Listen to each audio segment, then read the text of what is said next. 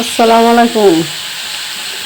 সোহানা কিচেনে স্বাগতম বন্ধুরা। আজকের রেসিপি রাতে বন্ধুরা, শীতের দিনে এই রাতে গরম গরম রুটির সঙ্গে ডিম আলু ভাজা করছি বন্ধুরা। দেখো আমি সরু সরু করে আলু কেটে এখানে আমি তেলের উপরে দিয়ে দিই বন্ধুরা। এর মধ্যে দিয়ে দেবো লঙ্কা গুঁড়ো,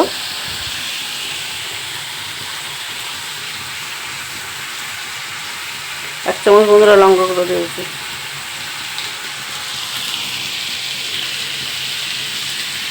দিয়ে দিচ্ছি হলুদ গুঁড়ো,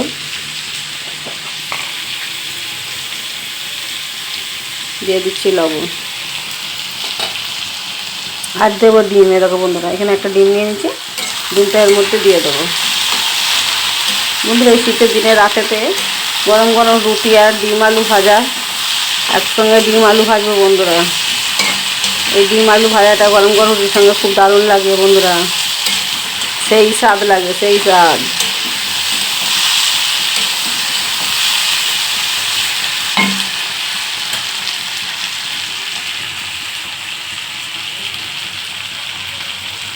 আলুটা এখানে ভাজা হোক বন্ধুরা, তখন আমি রুটিটা চৌকো করে বেলে নিই।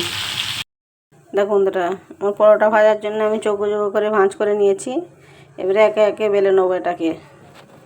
দেখতে যে বন্ধুরা, কে কে এই চৌকো পরোটা খেতে ভালোবাসো বন্ধুরা, কমেন্ট করবে। দেখো বন্ধুরা, আমি লাল লাল করে পরোটাগুলো সব ভেজে নিচ্ছি।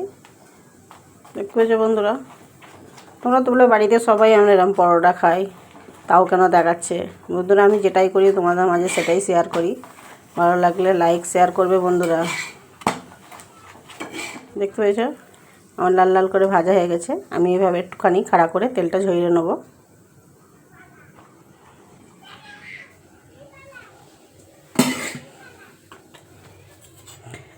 আর একটা আমি ভেজে নিচ্ছি। দেখো বন্ধুরা, এভাবে এক এক আমি সবগুলো ভেজে নেব। দেখো বন্ধুরা, আমার ডিম আলু পরোটা রেডি হয়ে গেছে। দেখো যেমন শীতের দিনে রাতেতে খাবার জন্যে খুব দারুণ, খুব সুস্বাদু একটা রেসিপি বন্ধুরা। তোমরা একবার বাড়িতে ট্রাই করতে পারো বন্ধুরা, দেখবে ভালো লাগবে খুব, সেই স্বাদ বন্ধুরা এটা। আল্লাহ হাফেজ।